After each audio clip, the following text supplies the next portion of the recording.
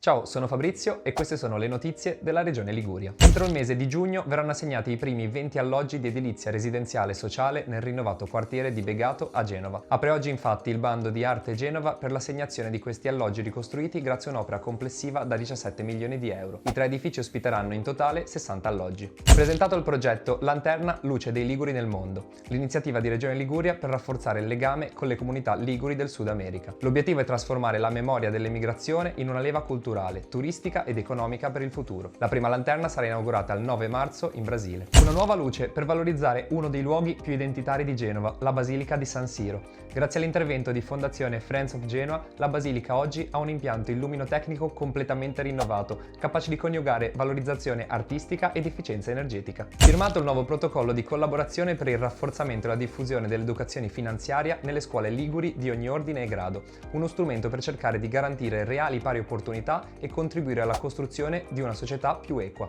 In vista della Giornata Internazionale della Donna, Wall of Dolls Liguria promuove 2 giornate di eventi tra Genova e Portofino. Si parte venerdì 6 marzo di mattina al Teatro della Gioventù per un incontro con 400 studenti del Liceo Pertini.